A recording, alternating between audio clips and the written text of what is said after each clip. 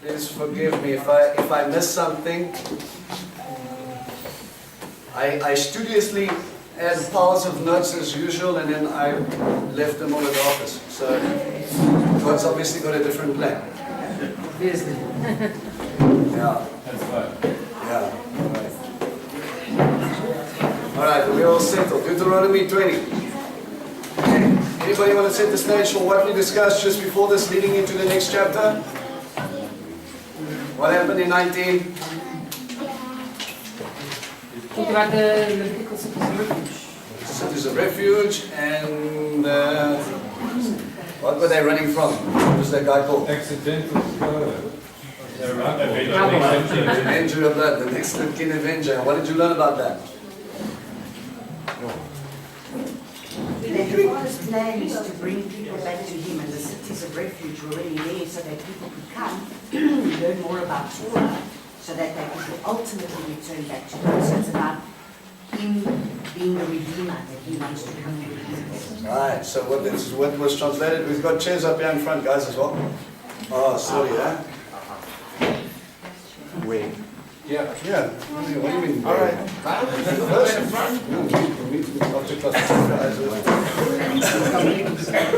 All right, so remember the term this term for kinsman, or the kinsman of blood, is the term, comes from the root word ga'al, to redeem, to come back to. And remember, he said, prepare the roads, make sure the cities are right, make sure it was a Levitical city, so that when they do, even in the case of accidental death, your life will never be the same, but you're going to run to the Father instead of running away from Him. You're going to run to His priests, and you're going to go there and you're going to spend time. And you remember, they were there to stay there until when? Until the other. The high priest died, and what was that a picture of? Yeshua. Yeshua, explain.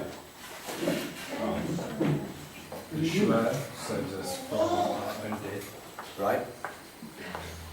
You don't have to Sets us spiritualize free. it. Just give me the crucifixion picture. Sets us free. Crucifixion picture. Redeeming. Who was that cross being made for? Us. For us, Everyone. Go first back to the text, and then you can spiritualize it. For us, one of us. But for Barnabas. That's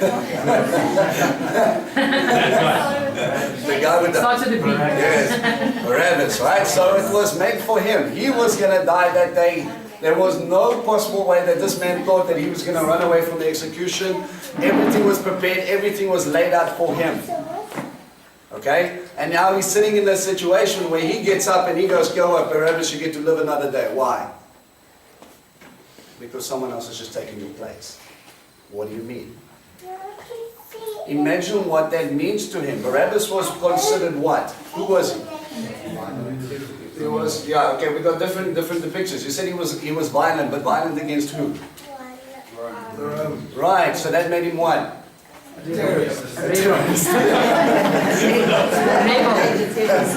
rebel to Rome, but a revolutionary for Israel. He was considered probably one of the, he could have probably fallen into the class of zealots. Everybody know what a zealot is?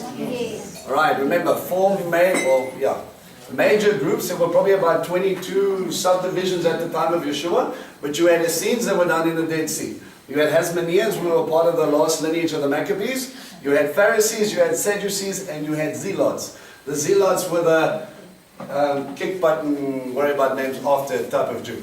We will not bow down to anybody, rather death. That is the motto. Okay? So if you're probably looking for a framework where this guy would have been put into, it's possible that he was part of that clan. And when you go to Israel, you deal with a lot of ruins in places like Masada and Gamma, where you see zealots stood up and then they said, that's it, no more. We would rather die or kill our own families before giving them over to Rome. Very hard stance. I'm not saying it's right, but you need to understand the type of revolutionary mindset in them. He was probably hailed as a hero in many circles, fighting against Rome, fighting against this fake deity, fighting against that fake god, fighting against that. Remember, their whole entirety of Rome, everything that was Roman was minted around you. They made no play about who was in charge. Okay, remember, every time normally in ancient culture, if you wanted to make a statement about who was in charge, you would change the money. And if you go and do some research, you're going to check this out. When the Maccabees minted their first coins, there was this beautiful date palm with this mother and her son playing underneath it, and they were having a grand time. The righteous tree, okay, it's you know where we get the righteous tree? Why? Why is the date palm a righteous tree? Okay, remember, domestically it was the tallest tree in Israel. So to be upright like a date palm, okay, that's what a sadiq was, a righteous person. Okay, but it also bore fruit. And what did that fruit get used for? Making of honey, right? They would take the dates and they would boil them and that would give us sweet syrup. You can go and buy date honey now. Alright? And that would be the land flowing with milk and honey he was talking about. It wasn't just the word bees, and we can also get into this a little bit. The word bee comes also from the same root word as debar, which comes from the same root as debarim, as in words. And these words were the words of Torah, so therefore pollination and fruitfulness would come from the very fact that God's word was with them. Deep, right? Okay? But he's also going into the fact that you're looking at this tall, righteous tree, and the fruit would give testimony to it. That sweetness. May your words be as sweet as honey in my mouth. Okay? And you have this thing, and I think, what more of a symbol of God's goodness, of God's love, and this is why we're in the land. We got rid of the Greeks, and all of a sudden, very quick history lesson. You have two high priestly brothers that were sort of in charge. One was king, one was high priest. The high priest wanted to be king, and the king wanted to be high priest. Alright, it was Hyrcanus and his brother was started with an S, I forget his name. Okay? And they really didn't like each other. And the only way they could come to terms was that they invited Rome into their cities, and Rome said, sure, we'll come and have a look. And they never left. Open door invitation to come and sort out you two, and then they said, well, this is a pretty good base point, I think we will stay. And when they minted a coin, they did something slightly different. They took that same picture and they put next to this tall date palm, they put a Roman centurion almost the same size as the tree. The mother lying down, weeping on her knees, and the son lying dead. Welcome. Okay? Who's in charge? You remember your Maccabees, you remember your patriarchal society, you remember all of those good things about how patriotic you are. Guess what? It's gone. And who is God in Rome? Remember, just before the time, Julius Caesar was one of the first general emperors. Remember, it was governed by a senate before he came in. He became he was a general, and that general took over in charge after a few serious battles, and he was declared supreme emperor. Okay, from being predominantly a senate organization to having emperor, and we know how that went down. Brutus and a couple of his mates decided this wasn't what was going to happen. But his son, who was Julius Caesar's adopted son? Octavian, otherwise known as later Caesar? Augustus. Caesar Augustus comes up into power, and after taking on Mark Antony and these boys, and eventually coming up. When they were going through Julius Caesar's funeral, there was a comet that appeared in the sky. And he made the statement already then that he says, you see, he's ascended up into the heavens, he's riding that comet across, therefore my Father is divine. So what does that make him? The divine son of a divine Father. Set the stage for Mashiach to enter the world. Okay? So there are so many different layers when you start to look at this, when you start to experience what they were going through. And this high priest coming back to the Redeemer. Barabbas was saying, I did this for my God, I did this for my country, I will not bow down to these pig-eating pagans, I'm going to stand here, it's going to be done and it's going to be finished. We will not bow down to Caesar. Caesar is not God. There is only one God. But you're going to die for it. I'm not saying what he did was right. The Christians died for the sake of the didn't. Yeah, but they didn't run around killing people to get there. Okay, the zealots were they had no problem killing people. Okay, they were doing sort of right, hard, wrong way. Okay, God brought the Romans in because they were starting to miss the plot already. Okay, remember, God says to you that you've got to bow down to the people that are in power because He put them there. It's not by chance that Rome appeared there. Uncle Ron? Very interesting to know what Barabbas did. Yeah, not much is recorded after this. But we have this point of this man waking up and he's going, guess what? It's time to die. And someone steps in and goes, no, Barabbas, you get to go home now. What? Now you get to set free. Why? Because Rabbi's going to take your place. What? Some say he's the king of Israel. Some say he's the Mashiach. He's taking my place, but what did he do? Did he fight? No. Did he kill? No. What's going on? He received the gift. He says, I'll take your place. Even though you were prepared to, you had your plan, you had everything. And everything you did led up to your own death. And Yeshua steps in and goes, you can have your life back now. What are you going to do with it? And it's that same picture that high priest, when he died, the person that was in that Levitical city, in that city of refuge, that ran away, when they went into that place, when they came back, that high priest died, he was allowed to go back to his family. He was allowed to go back to Bet Av, the house of the father, and go back and be part of a patriarchal society. From that point on was because even in the high priest's death brings redemption, brings restoration, brings family back to dad. Okay? You guys with me? Yes. All right. Okay. Any other questions? Any other thoughts? We'll jump into chapter 20. All right. This excited me a little bit. When you go out to fight your enemies and see horses, chariots, and forces larger than your own, you are not to be afraid of them, because Adonai, your God, who brought you out of the land of Egypt, is with you.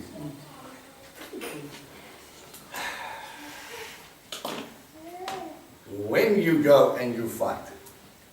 Not if, maybe or but. Remember, you're going into the land and he says you'll give them an ultimatum. It's going to come up in this portion, right? You say, all right, we're going to go in, and we're saying, all right, you guys can leave. And you can take all your stuff, and you take all your belongings, and you can go find a new home. But if you don't, we're going to have to remove you. The choice is yours.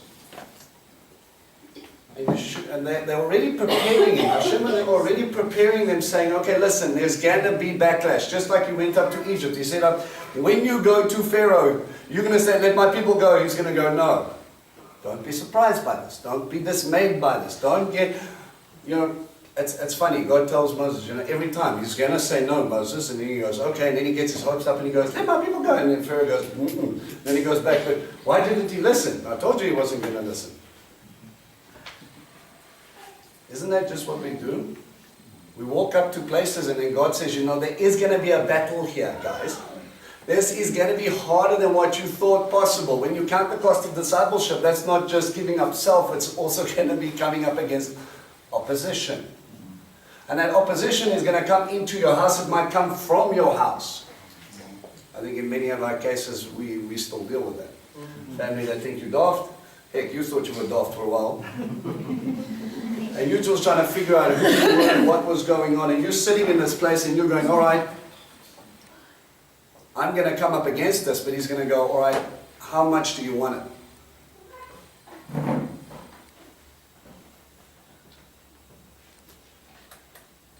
How much do you want what I have for you on the other side?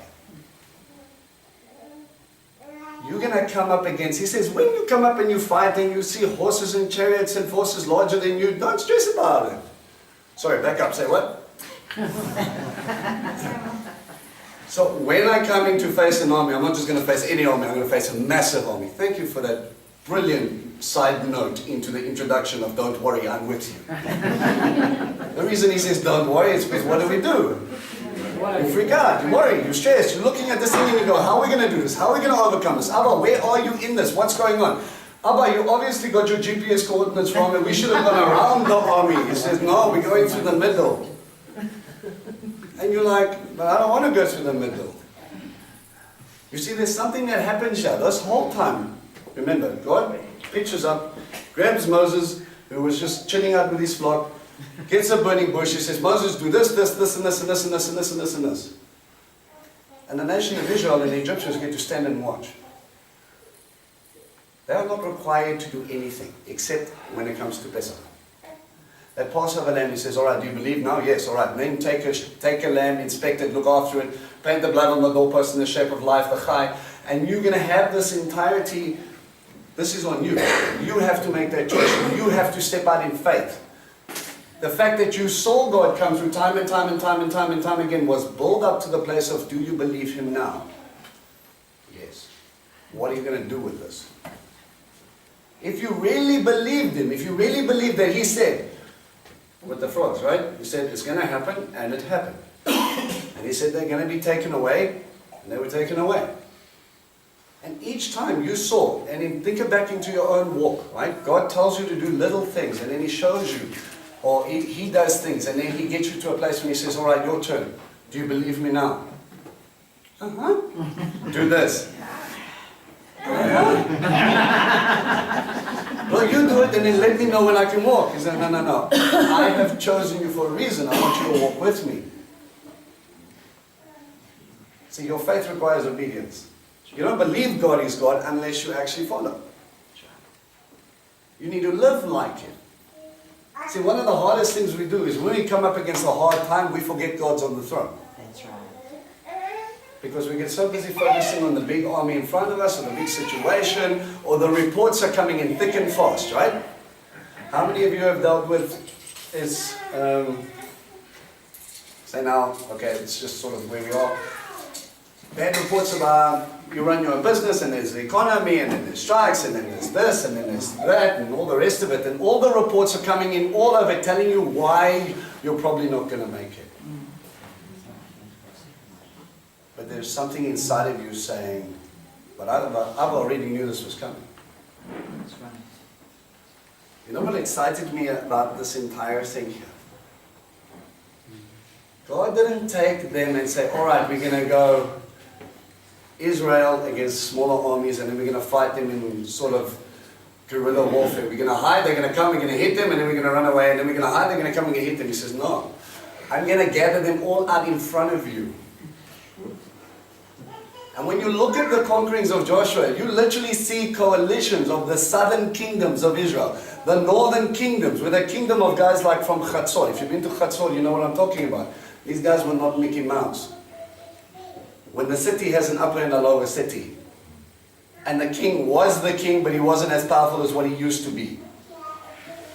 And he decides he's going to organize a coalition, and he's going to come out, and I love the wording of it. When you look at Joshua, it says they numbered more than the grains of sand on the seashore.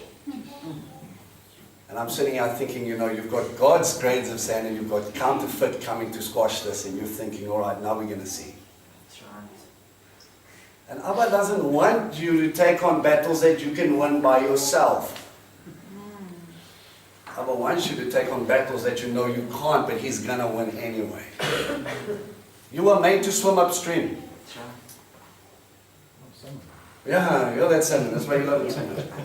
You were made to swim upstream. You were made to push past. You were made to go against the current. The world is going one way, He's pushing the entire way, and then all of a sudden God tells you to turn around and go that way, and you're going, Abba, but everybody else is going this way. Have I lost my mind? No, keep going, come on, let's go. I'm going to show you where we're going to go. And He pushes you forward, and you go up against things that you normally would not. You were made to take on armies bigger than yourselves. Not because you're awesome, because God is with you. I mean, there was Abraham who took out how many armies just with 300 men? 5 kings. 5 kings. It was 4 or 5 kings. And you're standing there, He's looking at you and He's going, all right, don't freak out. Why? Because I'm with you. Okay, Abba? Don't forget I'm the one who brought you out of Egypt.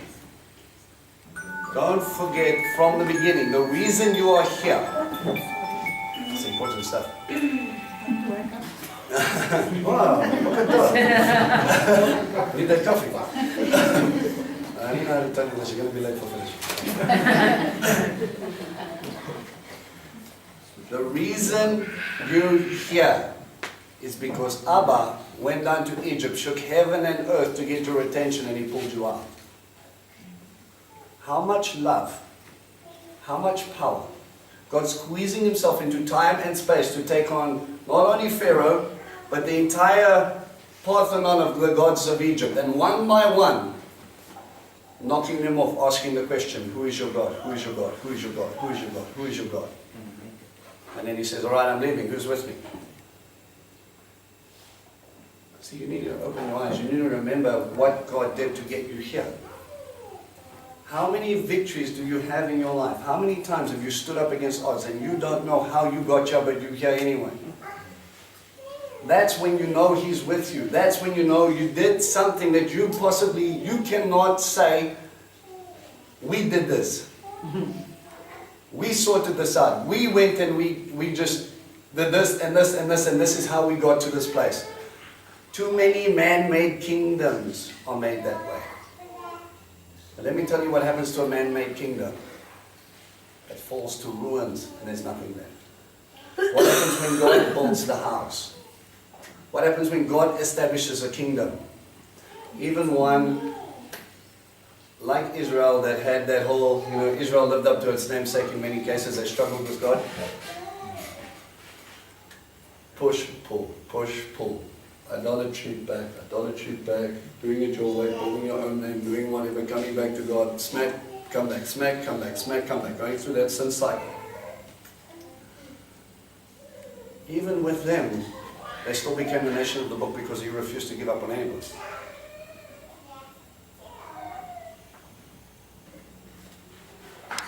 Now if he's established that Torah, if he started to write it on your hearts, and he bought you with a price with the blood of an eternal kingdom, not only just to become his people, but to become, as Galatians put it, the sons and daughters of the Most High. If this was a foreshadow, man, you're going to see this on a much bigger level. This cost in discipleship, this process of going out and becoming like him, that is the point of it all. You train up to become a disciple so that you can emulate your rabbi. If your rabbi walks on water, guess what you got to do? When he tells you to walk on water, you've got to get out of that boat. We look at the waves, we look at the sea, we look at the wind, we freak out and we're going, okay, hang on a second. You see, the key to success is sitting in this entire thing, and it gets taught in Torah and it's reaffirmed there. If I take my eyes off God and I focus on the problems, that's when you sink. When there was battle, remember, Moshe was taken up when he went against the Amalekites, and he sat there and they were sitting there lifting up his arms and he was praising to God. And when his arms were up and he was raised and he was praising, they won, or were winning. And when he got tired and his arms dropped, they started to come back. It's a very simple principle. You don't overcome armies just by your own strength and by your own word. You overcome your circumstances through praise. That's why Judah went out first. Amen. You're made to take on more than what you ever thought. How many of you are sitting in here, maybe walking for a little bit longer than what you would like to admit? And you've been sitting over there and you've been doing this for a while, and you realize that if someone told you what you would do, what you would be doing and where you are now, 10, maybe 20, maybe 30 years ago, you would have laughed at them. You would have thought, no man, don't be silly. Me, I'm just here, I'm doing the best that I can with what I know, and then God goes, but how about this?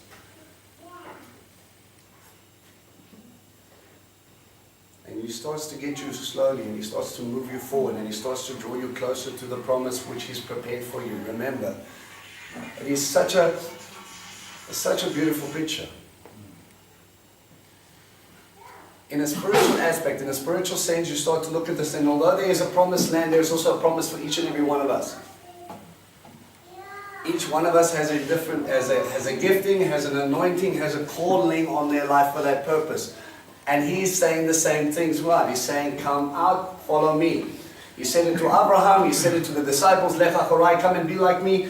And He's again building these guys up, and He's saying, come on, we're not there yet. But when we get there, then we're going to have to put on our boxing gloves, but because these people are not going to give up their inheritance without a fight. The problem is they don't understand that I'm going with you. I put them there for a purpose. And again, why is the continent, in this context of Israel, so important? Well, no, continent of Israel, you see, I give it to them. Why is the land of Israel? It's the superhighway between trade routes. Right. And that times middle of the world, basically. Right, it is a land bridge between three continents, right? Which three continents? Asia, Africa, and Europe. Okay? And you've got superpowers at the time. Name some superpowers for me. Egypt, down south. Babylon. Syria. Rome. Oh yeah, Rome would have come through. They would have used those things. Syria, Babylon, Mesopotamia. These massive kingdoms that have been out forever. The only way they stay or expand is trade routes. This is why Herod the Great, who built, who murdered all the children in the Bible story, or the Christmas story. Yeah, that big guy, okay? He earned something stupid like, I stand to be corrected. Let me not do it. But something in the region of like 300 times a person's daily wage every day. This guy was supremely wealthy and he wasn't even a real king. He had palaces, Masada, Herodian, he had a place in Jerusalem, he had 3 palaces in Jericho. Just in case you get bored with the one, right? And he was only there in winter because it was slightly warmer. He built massive things. He built the temple and all the rest of it for his own namesake. Built Caesarea, docks out into the ocean. He built ridiculous things. Built this all for himself to glorify his name. But, this guy was put in power because Rome needed a base so that they could have their supply lines and their trade routes strengthened. Now what would happen if you take 1 times God people reflecting everything that he is, kingdom of priests, and you put them in a land that was teaching them about pagan worship, teach them about children's sacrifice and all types of other funny things. You remove that stuff, you put in his people and you put them in the midst of this little land bridge and he says, all right, let's see what happens. What do you think the repercussions are going to be? What do you think the repercussions were? Come on. Conflict. There was going to be conflict. Influence. Remember, you don't have email or WhatsApp or whatever. You want to go down on your trade route, you've got to hit down the King's Highway or the Via Morris, and you come down and you might pass through Capernaum.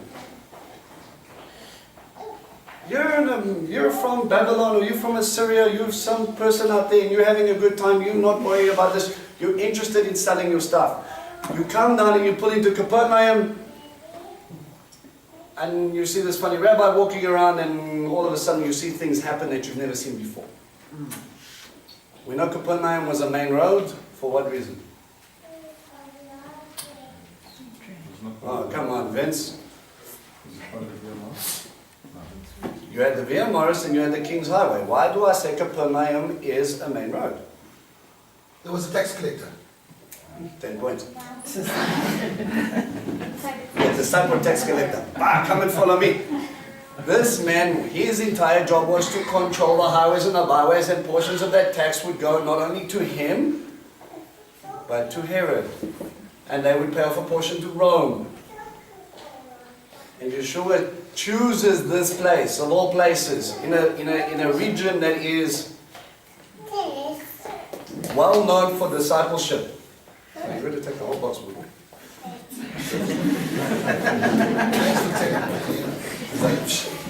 It's like something stole my present.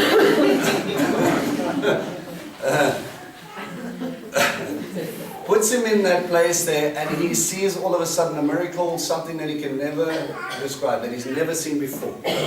He comes from the different gods, Parthenon of gods, father gods, household gods, these gods, that gods, and then he meets God.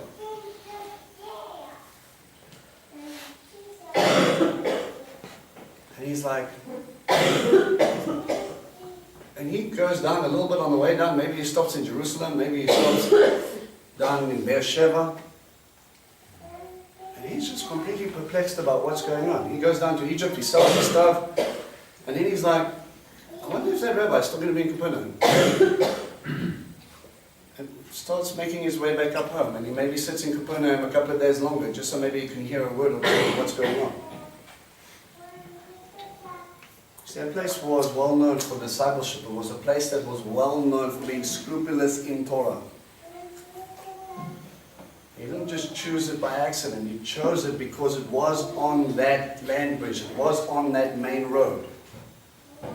He was there so that he could influence his people. For God so loved the world. How do I do that? Well, I'm going to climb on the biggest highway. I'm going to flag down a few people, do some stuff to get their attention.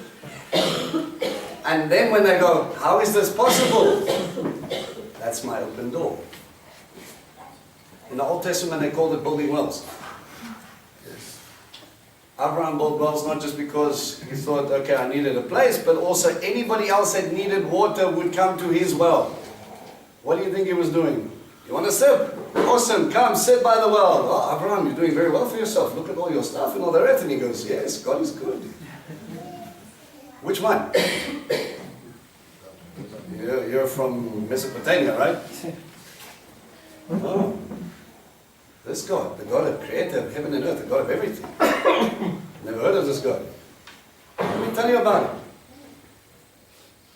And while you go there, maybe make an arrangement with him so that you could water your flocks as a station as you were going past, he was able to share his testimony.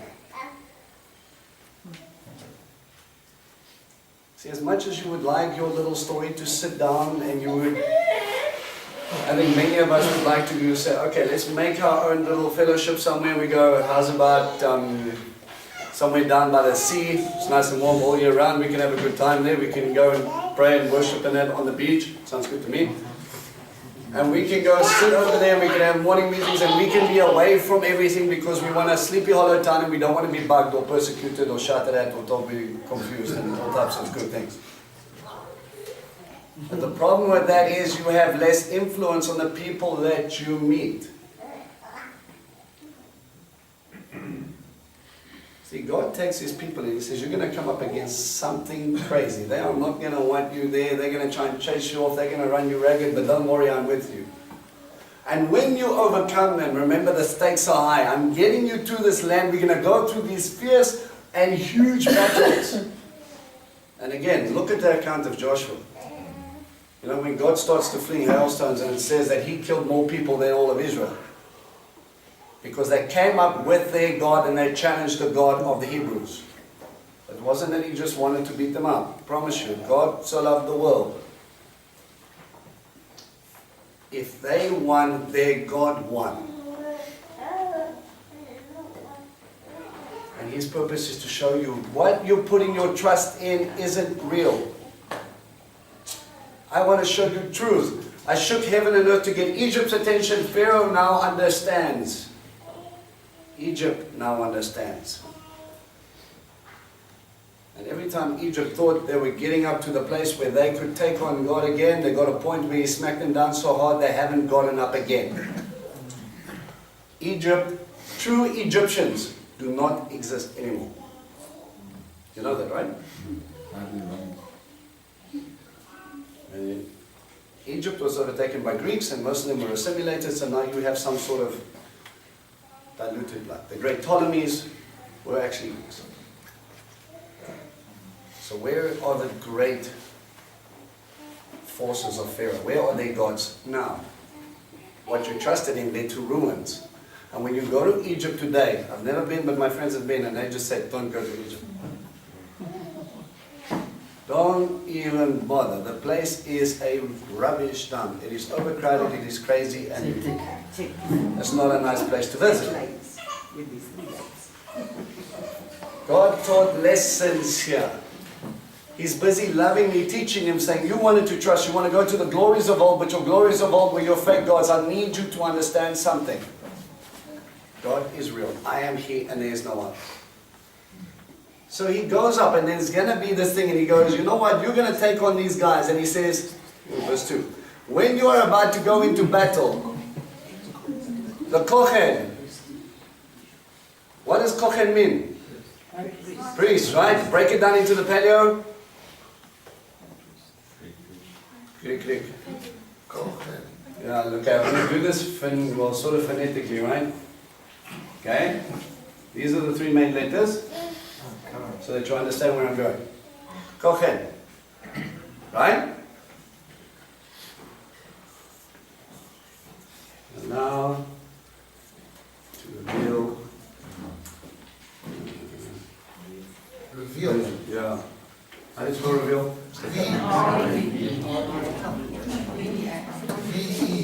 V-E-A. Yeah, this with the A, right? Yeah. I'm checking myself. V-E-L. No. R-E-V-E-A. R-E-V. Put it in my Yes, name. that's what I'm saying. You put that E before. No, never mind. E-V-E-A. Allowed to reveal? Yes. You're right in the sentence. Vince, isn't it that's a cup, no? It's a cuff. I'm just going to finish. Is that correct?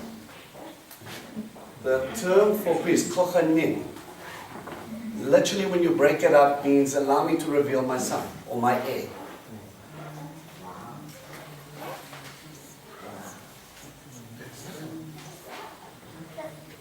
The high priest, kohen hagadol. The big kohen is who Yeshua is. If you were to reflect me in your fullness, and you look at what the high priest does, you have the whole book of Hebrews making the play between what the high priest did, specifically on Yom Kippur, and his duties, and you would look at that in that parallel between what he did on earth and what he did in the earthly Mishkan, and what he did in the heavenly sanctuary. And again, a priest in that time was someone where if you wanted to understand the God, you looked at the priest. But God had an order of priesthood. When he said, okay, these will be my priests, the Leviim, he had 3 sons, and each one had specific duties. But Kohen had very specific duties. You trim the wick of the menorah. The menorah was a symbol of what? The 7 spirits of God himself. That which brings illumination. How does God light up? What is the stuff that it kindles with? Oil. So what does that mean to me? God likes oil. Where does oil equal spirit? I thought oil was ruach.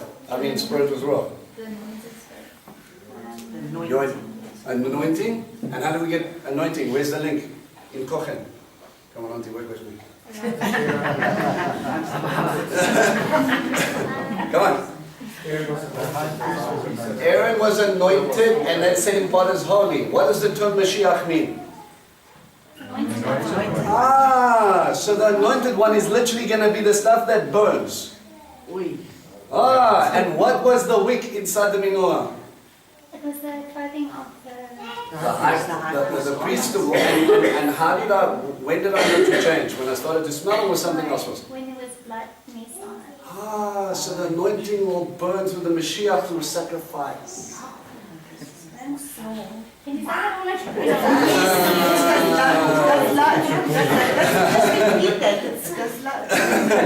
We have everybody. So the very presence of God, the very presence that sits in that place that lights up the Mishkan, has the set apart, the holiness of the Mashiach that is filled through a sacrifice, and they all point. You know, I find this very interesting.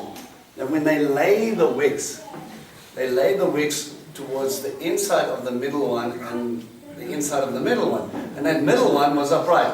And what is the middle one called? Shamash. The Shamash. What is the Shamash? Servant candle.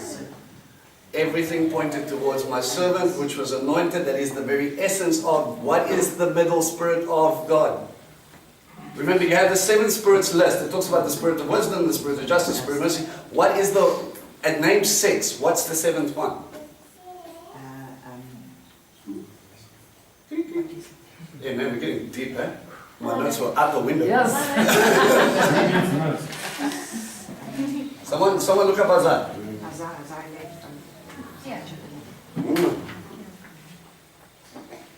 Now this is the interactive part. Me, I want this answer. Don't we do this usually on Wednesdays? You came back. We needed this interaction. No, that's fine. We need you, but you never here on Wednesdays. I'm blind. The Spirit, the Spirit, the Spirit, the Spirit. Okay. It says, the Spirit of Adonai will rest on him, the Spirit of wisdom and understanding, the Spirit of counsel and power, the Spirit of knowledge and fearing Adonai. He will be inspired by fearing Adonai. He will not judge by what eyes see. Does it go on? No, you've said it in the first one. The Spirit of Adonai. His Ruach, His Spirit. So the Shamash, you're starting to see it. Everything points to Him. Yeshua, the Mashiach, the anointed one through the sacrifice, sent the Ruach HaKodesh. His Spirit, His breath to the people. And He said, now I'm going to make you something new.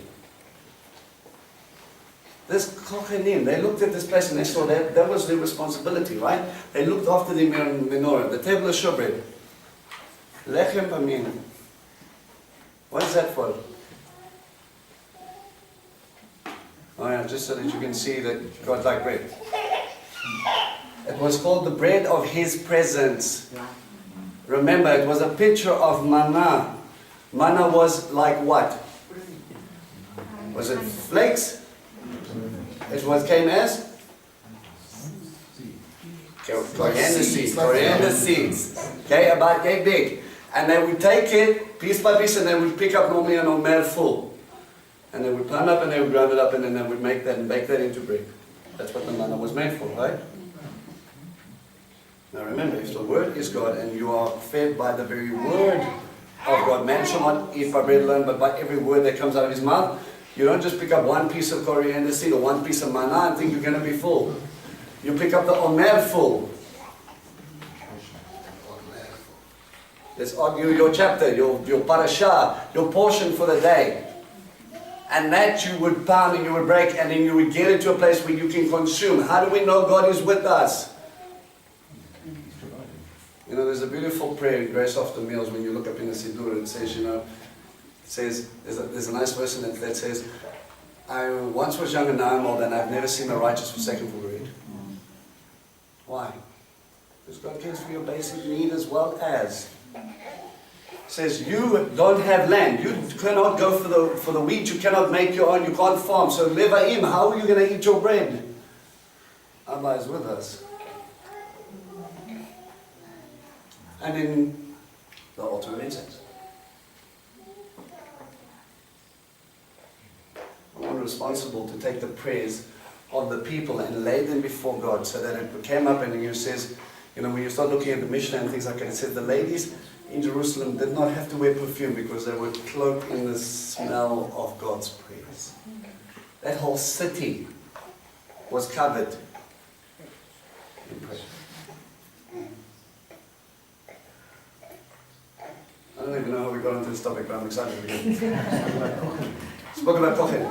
So when you look at what Yeshua does, and when you look at the pictures in that, he was showing you again in what was going on in the Mishkan. Allow me to reveal my son. Allow me to reveal my heir. Let me show you what he's going to do. The Kohen comes up and he asks the question. He addresses the people. He should tell them, listen Israel, Shema Israel, listen and obey. You are about to do battle against your enemies. Don't be faint-hearted or afraid. Don't be alarmed or frightened by them. Why does he mention frightened twice?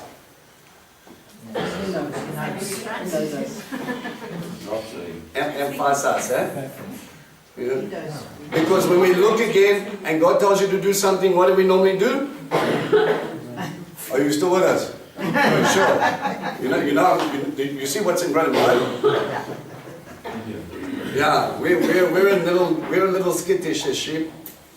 You know, not a lot of us are made like lions. We want to make sure that the shepherd's in front of us. Because Adonai your God is going with you to fight on your behalf against your enemies and give you victory. Adonai is not going against people. what is going to happen is a spiritual battle is going to take place. Again, they come up with their God. They invoke their God. They stand there declaring their God. And he looks at his creation and he says, why are you trusting in that? Now I have to make you lose. Because if you don't understand this, you're not going to understand the rest of it. How many times have you maybe been sitting in your spiritual walk, trusting in yourself, trusting in your thoughts, trusting in your degree, trusting in your intellect, and Abba goes, wish. Yeah, no, but I can. That's nice. When are you going to let me? No, Abba, I only worry about when I have to fetch you. That's the big stuff. No, he doesn't just want to be involved in the big stuff. He wants to be in everything. And we get to a place when it's all about us and we forget that it's supposed to be about Him. It's His victory. And what we're coming up against, we forget to look at the spiritual victories. We forget to look at the picture. If we could peel back layers, right? If you peel back, and this is something that I don't talk about very often, but when you look at things like Daniel, he goes into this fast and he's praying and he's trying to figure out, Abba, you're going to send us back now. You said 70 years. I read in Jeremiah 70 years. Is it time? How are we going to do this? I don't see anybody leaving us. It's coming up to that time, Abba, what's going on? And then an angel is dispatched and eventually makes it through. And he says what exactly?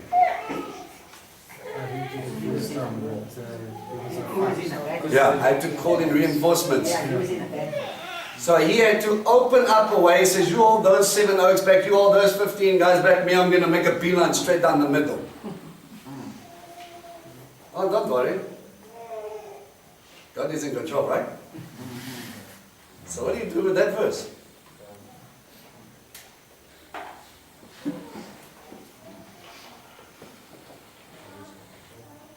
Huh? So what is he doing? He's sitting there looking at these angels beating each other up and he's going, Daniel, don't worry, it's coming. There's a war going on in the heavenlies. You see, what we don't see is you talking about a guy in Babylon. And they believe Marduk had conquered, Molech had come up and he'd conquered the God of Israel. Victory is ours, our God is greater. And God smiles. He says, I've already prophesied that I'm going to come up against you because you're arrogant and you thought you beat me. But I used you for my purposes, but there's a time that's coming where I'm going to sort you out. Don't get confused. But we forget that the angels are also created beings. And we look at them and we go, oh no, but there's now light and darkness and all the rest of it. Yes, but God looks at them and He goes, my children, what are you doing? I created you. What's with this bubble? How many of you have been around when your families and all the rest of it have imploded and you wondered where God was?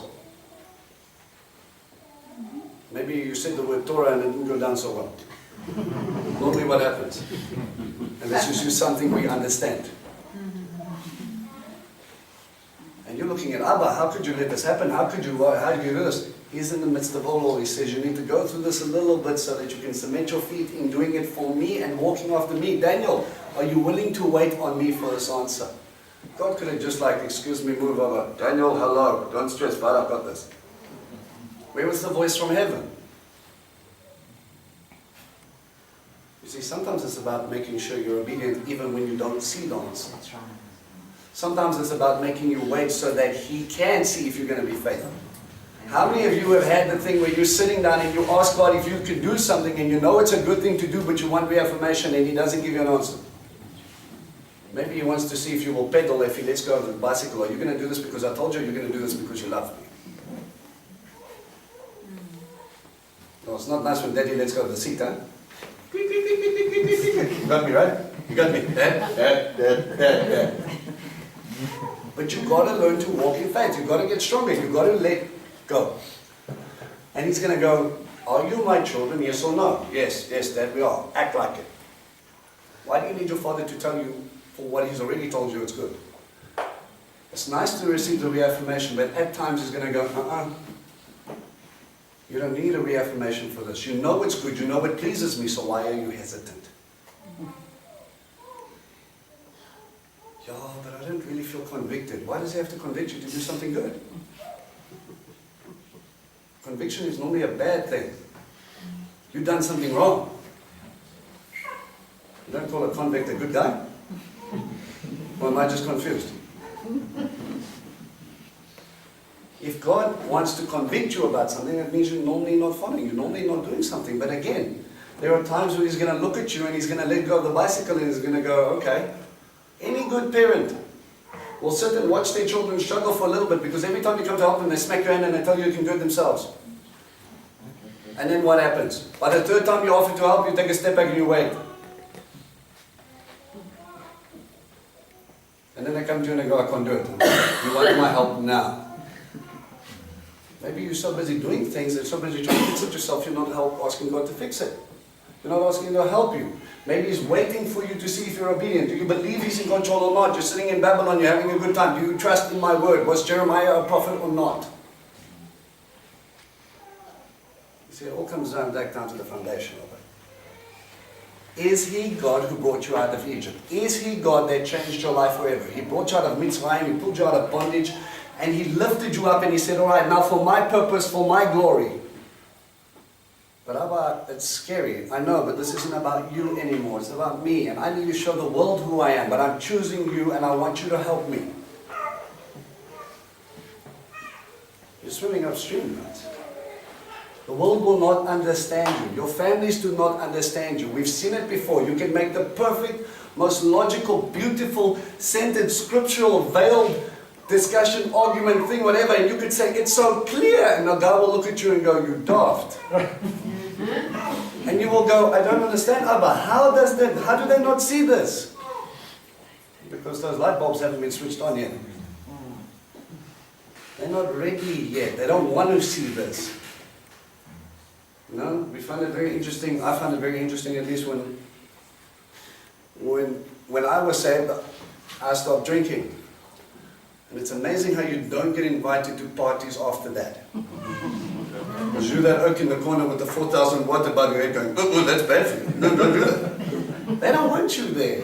And eventually I was like, but these are my friends. Why don't they like me? No, they like you. They just don't want you there when they're doing things wrong. That's right. Because you're acting for that. You don't even have to say a You don't have thing. to say anything. You just walked into the room and said, hello, and Abba stepped in with you. And they are convicted. And run from your 14. Yeah. Behind it, yes. What's that going here? Have a coke. You see, when you come up and you're going to go into this promised land, you're going to go into these promises, there's going to be opposition. There's always going to be opposition. Each step you take. I don't know, it's been my testimony that every time God tells me to step up, that's when the hammering really starts. And then you go, you get comfortable with that amount of beating, and then you're like, okay, that was just like last week, and then He goes, all right, how about this? And then somehow they went from a 2.5 pound hammer to a 5 pound hammer. And after 5 years, the oak's swinging something like this, and you think, maybe I should move instead of take this one.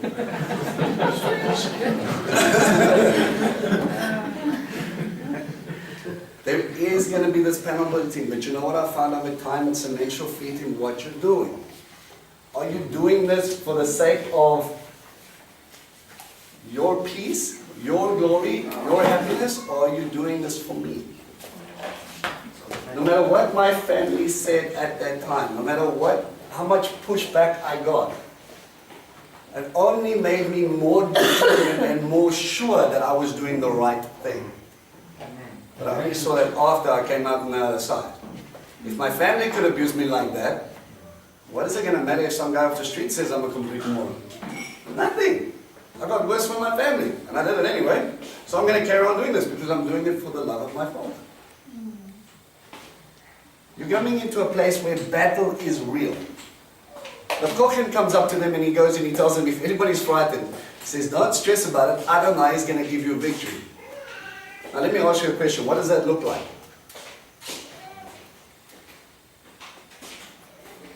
Victory.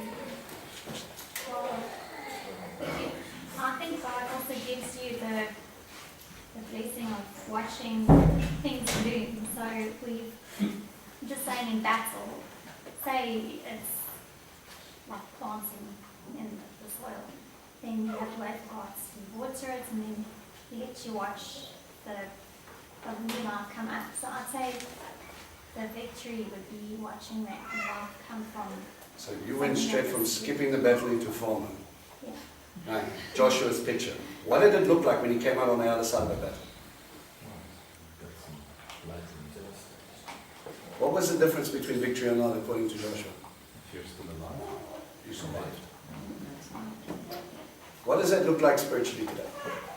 if you still in your faith. If you go through a battle and you are getting hammered time and time and time again, and people look at you, I was speaking to one lady and she was really struggling and she couldn't understand why Abba was doing this and going through the whole thing. The first thing I asked her, she says, I feel like I'm failing him. So I said, all right, do you still believe? What do you mean I still believe? Of course I still believe. And then she went home and thought about it.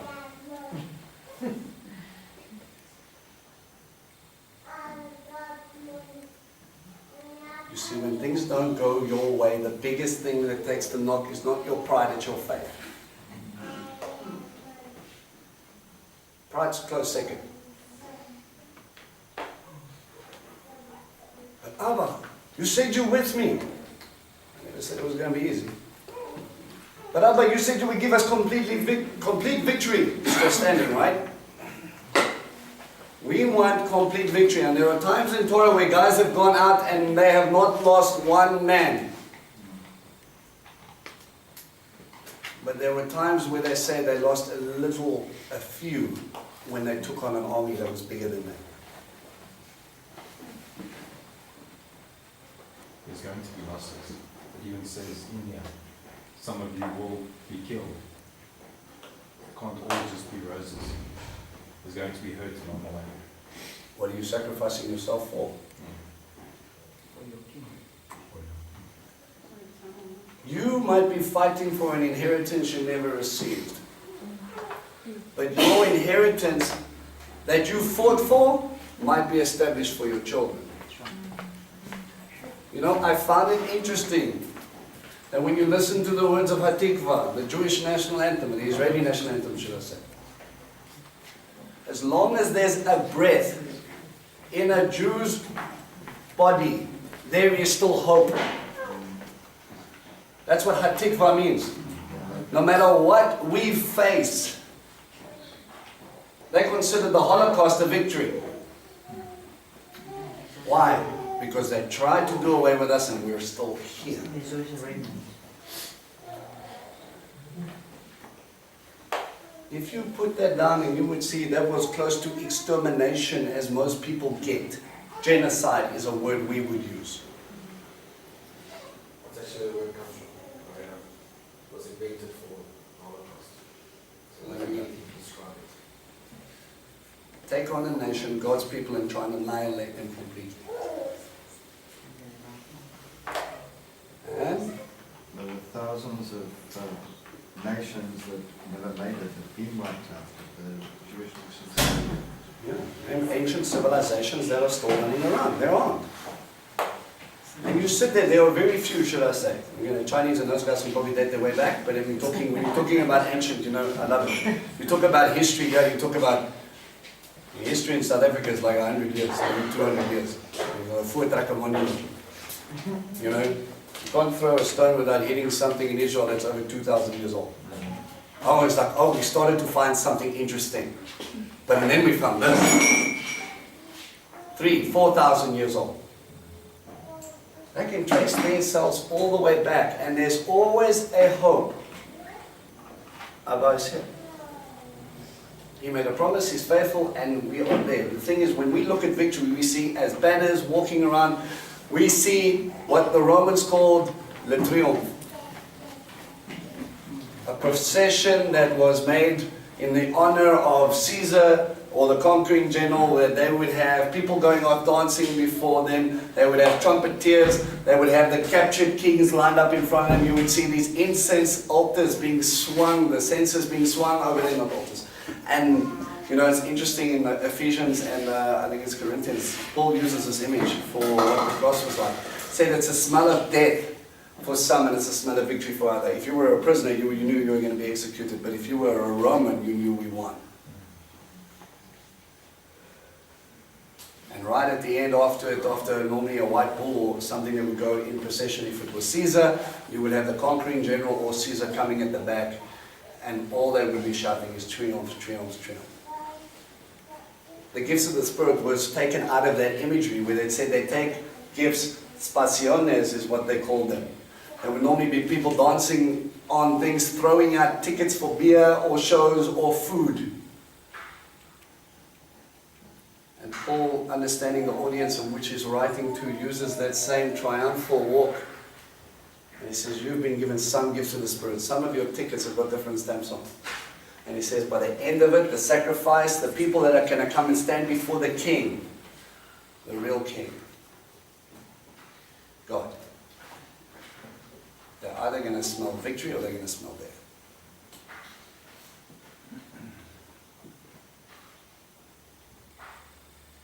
We want complete and utter parade. But there's always a cost in a fight. We look at this and we go, we have victory, but we don't want to go through the battle. There is no victory without battle. That fight is you being called out to pull into your inheritance, and you saying, Abba says, I'm here, this is what I'm doing, this is why I'm here, and I'm going to pursue it because He called me. Nothing more, nothing less. And you're going to go out and He's going to put you into a place where you are effective, to build up the body, to help people, to get them to understand. Our jobs are to reveal God's Son. The Great Commission, make disciples, teach them. Teach them what? Teach them Yeshua, what He taught, how He walked, what He lived by.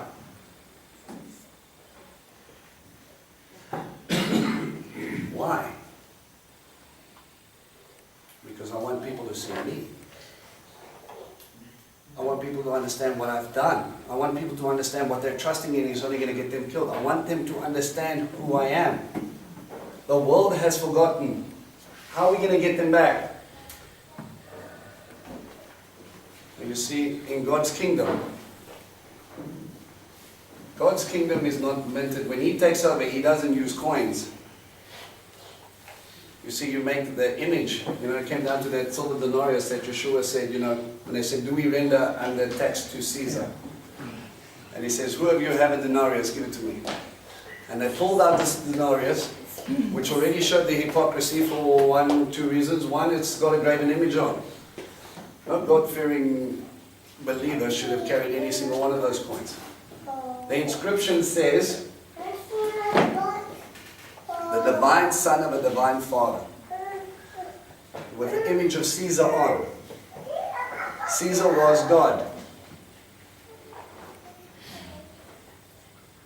Now that was Caesar Augustus' face. Titus was in control. So Titus again was an adopted heir of Augustus. Because Julius Caesar was divine, Octavian was divine, so therefore I'm divine. And then you have the Mashiach sitting there going, well, when you come in with your kingdom, you make money. It says, render unto Caesar what is Caesar's. You give him the wealth, it's fine. Give unto God what is God's. When God created a kingdom, what did He mint on? Genesis says we were made in whose image? Whose seal do we carry in Revelation? Seal of the Father. So you want to see God's currency? It walks, it talks, it breathes, it makes decisions. How do you expand the kingdom? You get more money. Is that making sense? When God expands, He's not looking at physical territory, He's looking at you. He's looking at people, and He's saying, you come home to the Father's house and I will take care of the rest. It's about establishing you, minting His presence, His seal, His heart, His ruach on you, so that they cannot say you are not His. And this is what Hasatan will fight tooth and nail for.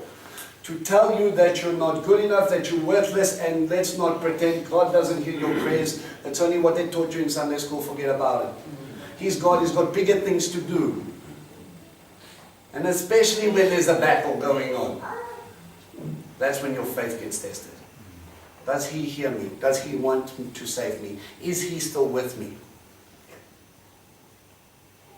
But we're looking at the army here and we're not seeing the end picture. We're not looking at the people behind us and are saying, well, I might not see it. But man, I'm going to leave such an indent, my kids are going to walk through there without a problem.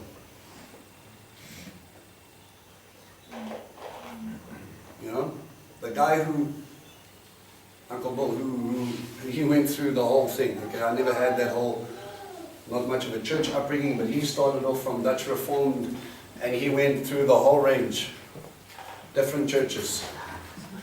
And every time he attended a church, he learned something new and he was right every time he left there, until God showed him something different.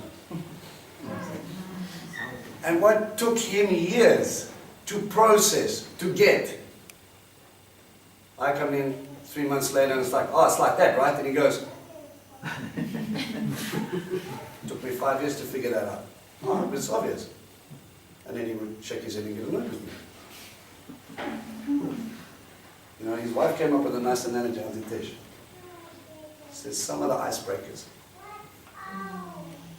Some painstakingly go and they crack inch by inch, going there, creating a path. And then the other little ships behind him are just plodding along, looking at the ice, looking at the animals and things, not understanding the battle that went on in front. Your kids are going to wake up and they're going to go, what, you don't do Pesach? Pesach is normal. Still remember the discussions that go on and you're trying to figure out and study and look at things and going back and forward, looking at New Testament, Old Testament, trying to figure out all the stuff, the hours spent just for you to go and attend your first Passover. Trying to figure out whether you're Jewish now or not. Trying to figure out who you are, what you belong to, what's going on. And they're going to walk up and you go, what do you mean you don't do Pesach? Shabbat is what we do. You prepare the way. That victory God is planning is not just about your life, it's what's coming behind you. So if your parents have gone before you, understand the work that they had to do to get you here. What Allah had to teach them, to instill in them, to bring them to that place. And if you're looking back and you're thinking, yo, I've got so much more to go. Maybe Abba's saying, yeah, we got something to do, but don't worry about it, it's being passed behind you.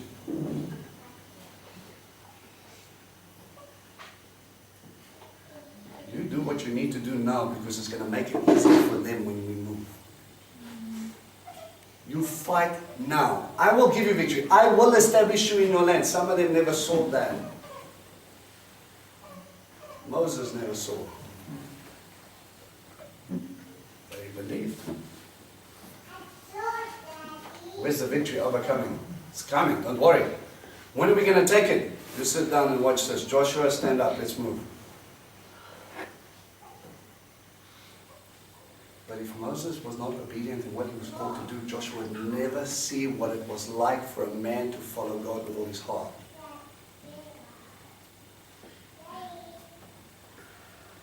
You see, our victories are assured because God is going before us. But let's not forget it's about His time, preparing the place, preparing the people, and preparing the message. If they're not ready, we can't move. If we're not ready, we can't move. And if the place has not been identified yet, the inheritance has not been clearly marked yet, make sure you're doing what you need to do now to get there, so when He says we've got to go, we go. This idea of victory is too easy to sit and we look at. God will give us victory, it's fine, we made a magic wand and everything just works out. I've been around long enough to know that there are a few little indents in my body from all those bumps and bruises from when I thought things were supposed to work out. And only at the last minute God pictures up and He goes, okay, do you believe me now? And all that stress and all that angst and all those issues that you had all the way through, you realize were useless and pointless and you shouldn't have been stressing about it anyway. We focus on things that are not ours to focus on. God's already got the plan in place. Our job is to keep our eyes on Him and walk when He says walk. Get prepared. There will be battle. There will be place. But God is going to go ahead and He's going to take on, I love it, your enemies, but they haven't really come up against anybody. Who does Israel dislike? Oh, we hate those Canaanites. You have never met a Canaanite. So what enemies is He talking about? There's more things going on here than what we want to go through. Then the officials will speak to the soldiers. They will say, is there a man here who has built a new house but hasn't dedicated it yet? He should go back home now, otherwise he may die fighting and another man will dedicate it. Is there a man here who planted a vineyard but he hasn't made use of its fruit? He should go back, otherwise he may die and another man will use it. Is there a man here who is engaged to a woman but hasn't married her yet? He should go back home, otherwise he may die fighting and another man will marry her. The officials will then add to what they have said to the soldiers. Is there any man here who is afraid and faint-hearted? So the Kohen comes in and he says, if you're distracted and you're worrying about stuff at home, rather go home. That's not a popular message today.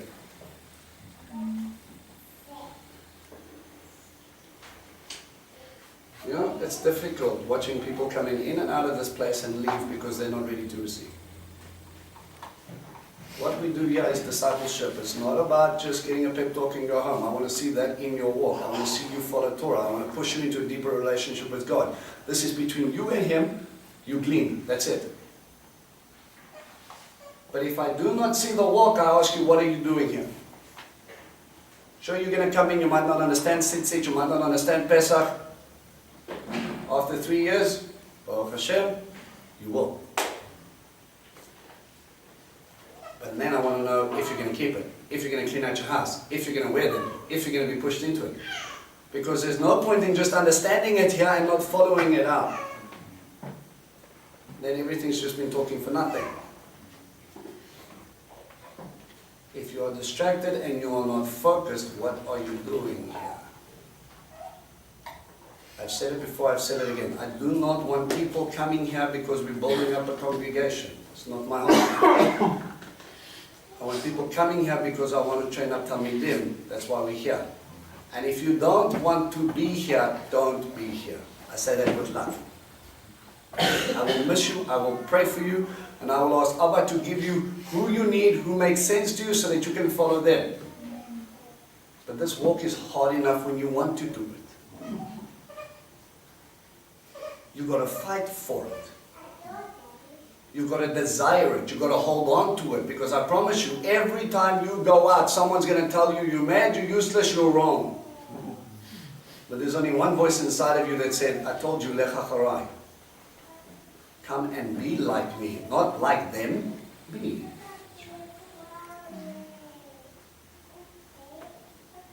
You know, when it talks about this stuff, you've got to safeguard, you've got to fight, you've got to keep pushing. The world will never understand God's ways because they're so focused on the world. Your distractions, your stuff will be like, oh, you know, I can't really, I'm hesitant, I'm not fighting for the right reasons, I can't get in there, I'm not fully focused on what was going on. That's the wind and the waves. And He says, go home. No shame. If you're distracted and you start to run because you're more worried about your vineyard instead of fighting for God's territory, rather go get your fruit, and when you're ready to fight for me, come back. If you're more worried about that than your inheritance in your land, or your brother's inheritance, or standing there side by side, moving forward with God ahead of you, go dedicate your house. God gave you that fruit, He gave you that house, He gave you that wife. Those are good things to have, but you must understand, sometimes your calling is higher than the stuff around you. And one of the hardest things you will understand is that when you get called, or what you get called to do, will affect your family.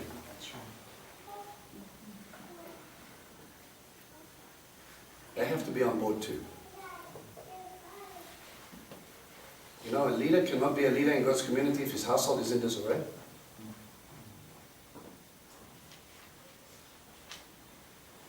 Why? standing here, these people understand, I'm busy teaching, but something inside there is still broken. If I can understand it, why doesn't my son? You need to push, right? He should go back home, otherwise his fear may demoralize his comrades as well. Let me just clarify my last statement, right? It's very difficult to deal with it, but I know at least 90% of you have family that probably don't follow what you follow. You're calling the rules there, right? When the officials have finished speaking with the soldiers, commanders are appointed to lead the army. Then you get men to stand up and you're saying, all right, are you willing to follow? This is someone that does not back down, who will continue to move forward no matter what. And what you learn in any battle is, in most battles today, the commanders are at the back. Joshua and them, he wasn't sitting there with flags going left, right, watch us do this thing. That's, the art of war. He was in front with Abba and he says, all right, let's do this. People follow your example. They don't want to hear what you say if you don't believe what you say. If you don't think God is going out with you, then if you believe it, you should be there with Him. If you're there standing in the back saying, send those guys, I'll wait here and see how it pans out, you don't really believe God is with you.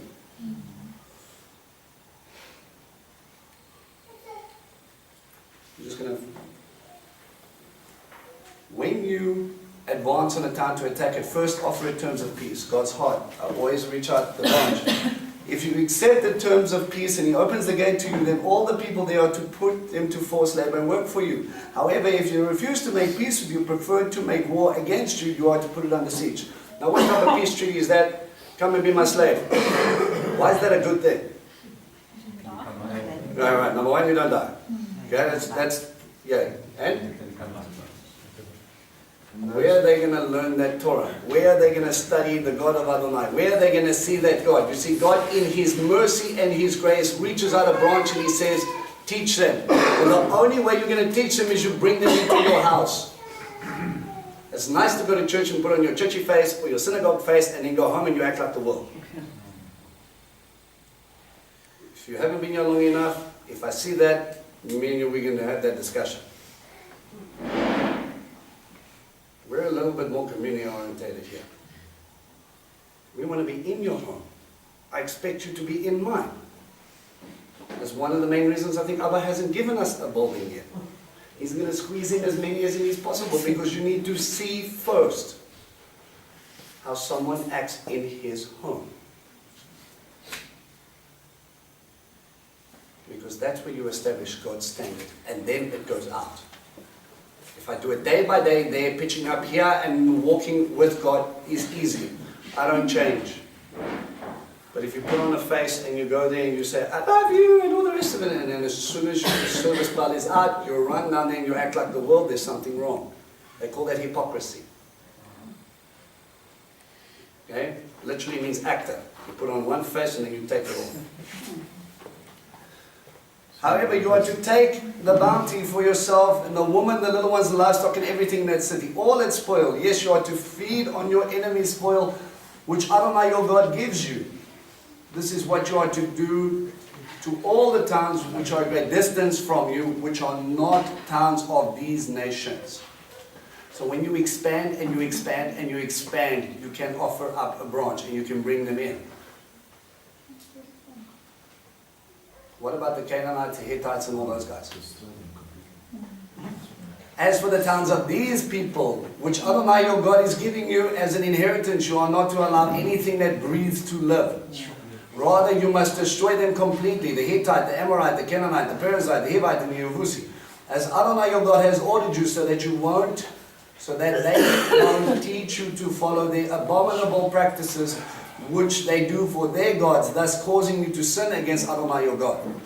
It is so corruptible, so broken, that He will not even risk one of them to survive because they are going to teach them how to worship in their way.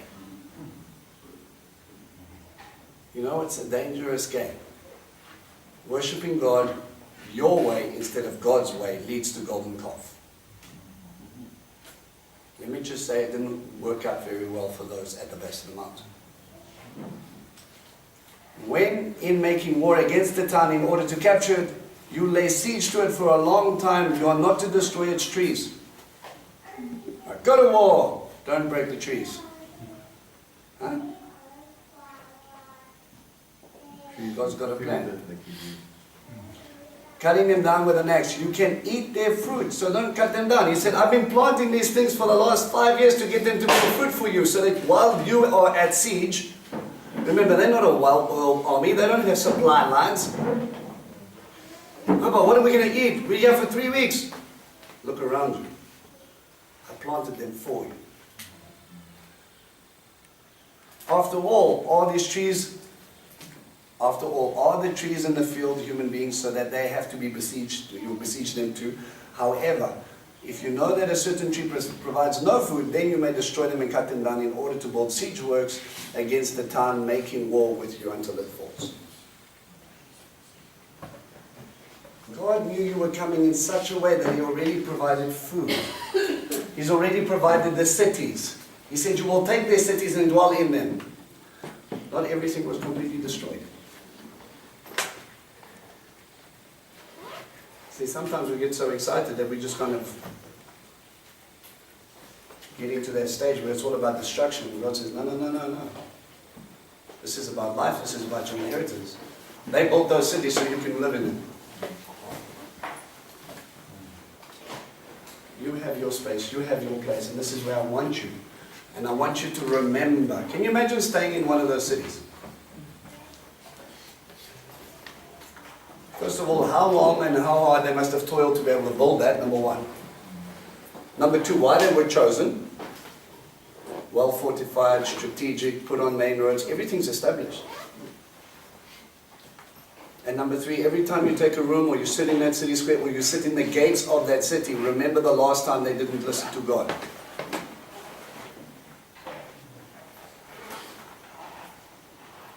It's that reminder of where you come from. It's a reminder of God's word. It's a reminder of that mezuzah on the doorpost. That you are here because I gave it to you. This is my land and you will live by my laws. You want to be my people? This is how it's going to go.